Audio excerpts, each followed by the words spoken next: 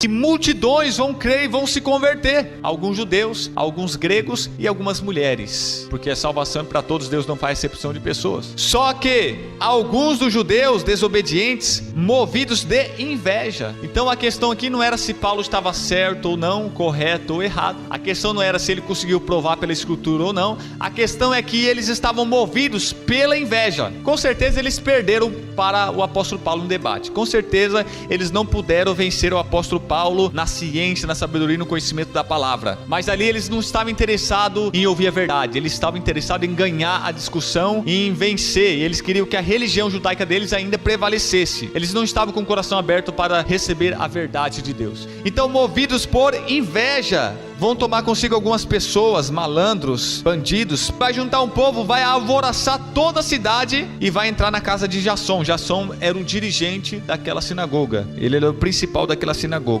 para procurar Paulo e Silas, para fazer maldade com eles. Então, meus irmãos, servir a Deus, fazer a obra de Deus, ser um cristão, nós temos que estar preparados. Algumas pessoas vão se dar bem conosco, vão ser abençoadas pela nossa vida, pelo nosso ministério, vão fazer amizade conosco, vão se converter, vão crer, vão se unir conosco, vão se juntar conosco, vai somar força conosco, ou não vai ter nenhuma oposição contra nós. Você tem liberdade, pode fazer a obra de Deus aqui, não tenho nada contra, nada a favor, mas nada contra. Então nós vamos fazer a obra de Deus e nós vamos se alegar com os frutos, vamos ganhar almas, pessoas vão ser curadas, pessoas vão ser libertadas, pessoas vão ser abençoadas, a obra de Deus vai crescer, vai se expandir, igrejas vão ser abertas. Mas por outro lado, nós temos que estar preparado, porque aqui é o lado positivo, mas também tem um lado negativo. Outras pessoas, outras multidões vão se alvoroçar, vão se mobilizar, vão se levantar para nos atacar, nos bombardear, nos destruir, nos perseguir, movidos de inveja, influenciados, possessos, dominados, induzidos por Satanás, que é o adversário, o opositor. Por um lado, o Espírito Santo vai convencer muitas pessoas, o Espírito Santo vai ministrar no coração de muitas pessoas, e essas pessoas vão ser abençoadas por Deus.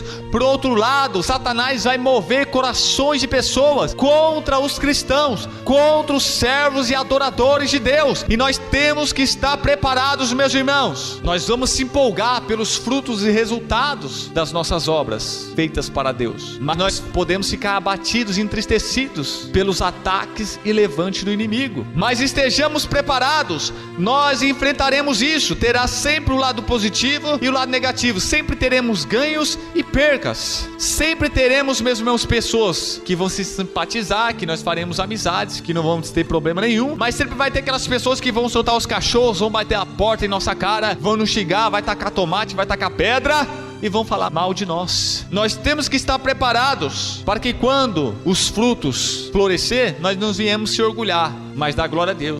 E estar preparado para as multidões que vão ser usadas por Satanás, quando ele se levantar, que a gente não vinha temer, mas continuar servindo a Deus. Porém, eles não acharam Paulo e Silas na casa de Jasson, e levaram então Jasson e alguns discípulos até os magistrados. E eles começaram a dizer: estes que têm alvoroçado o mundo chegaram também aqui. Aleluia! Parece que eu estou ouvindo o inferno, parece que eu estou ouvindo Satanás e os demônios loucos de raiva, parece que eu estou vendo Satanás soltando fumaça pelo nariz, parece que eu estou vendo a cara de Satanás vermelho. Esses homens, eles têm alvoroçado o mundo, e eles chegaram aqui nesta cidade agora. Esta voz, meus irmãos, esta frase, eu creio que não foi de meros homens, não. Eu creio que Satanás estava por trás desta frase. Esses homens têm feito o inferno ruir. Esses homens têm impactado o mundo, têm transformado o mundo, tem influenciado o mundo, e esses apóstolos são estraga-prazeres do inferno. Tudo aquilo que a gente está fazendo para matar, roubar, destruir, eles estão desfazendo.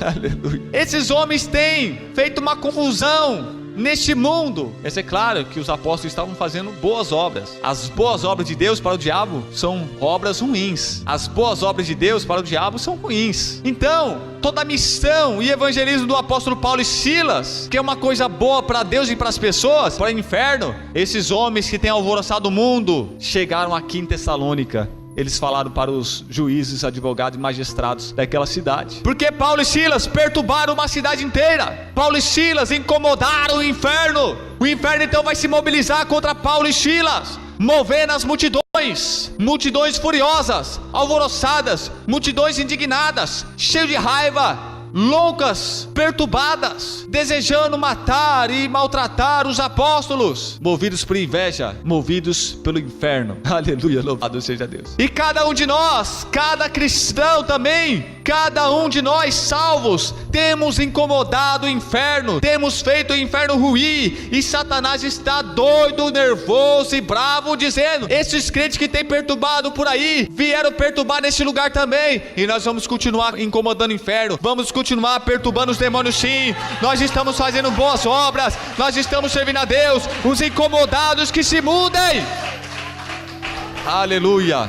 E aonde Paulo, Silas e os apóstolos iam, Satanás, ele levantava as multidões para atacar pedra neles, apedrejar eles, espancar eles, torturar eles, prender eles. Os apóstolos, aquilo que começou com 1, passou para 12, depois para 70, depois para 120, e chegamos depois em milhares, centenas e milhares e milhões de cristãos. Esses apóstolos, meus irmãos, nós, nos dias de hoje, somos milhares, mas talvez nós não estamos nem fazendo nem cosquinha no inferno. E como pode isso, meus irmãos? As pessoas dizer: temos milhares e milhares de cristãos nessa terra, e nós não fazemos nem cosquinha no inferno, sendo que 12 apóstolos, sendo que alguns discípulos colocaram o mundo dos avessos, colocaram o mundo de ponta cabeça, as cidades ficaram alvoroçadas, as multidões foram mobilizadas, onde eles passavam, meus irmãos, deixava a marca do evangelho, alastrava o fogo do Espírito Santo, porque eles eram crentes cheios do Espírito Santo, cheio de amor para com Deus, para com as almas. Eles tinham um propósito de pregar a verdade. E aí eles começaram a acusar Jasson, porque ele recebeu na sinagoga, em sua casa, e depois liberaram os apóstolos. Então os discípulos vão enviar ele à cidade de Bereia, e chegando lá ele também vai de novo à sinagoga. Paulo, meus irmãos, não tem medo. Mesmo correndo risco de vida, perigo, eles não têm medo. Eles não param. Nada para esses homens. As ameaças, os medos, os temores, as agressões físicas,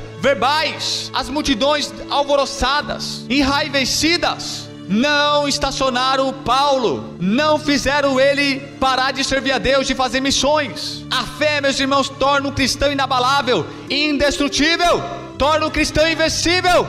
Louvado seja Deus, torna um cristão mais do que vencedor, porque os cristãos sabiam que a morte, se chegasse, não era uma derrota. Onde está, ó morte, a tua vitória? Onde está, inferno, o teu agrião? Então, esses sim eram grandes homens, esses sim eram homens corajosos, porque eles não tinham medo de morrer, eles não tinham medo de Satanás e dos demônios, eles não tinham medo dos homens, dos magistrados, dos presidentes, dos prefeitos, enfim, eles amavam a Deus e temiam a Deus, eles amavam tanto a Deus que estavam dispostos a sacrificar a própria vida.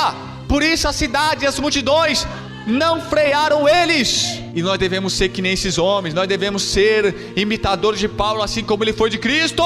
Temos, meus irmãos, que enfrentar, temos que combater o bom combate, temos que guerrear, temos que ser valente. Onde estão os valentes de Deus aqui, nesta tarde? Onde estão os guerreiros de Deus? Glorifique o Senhor, porque o inimigo não vai te parar. Não temas, não tenha medo da perseguição, não tenha medo da provocação do inimigo, não tenha medo das afrontas de Satanás.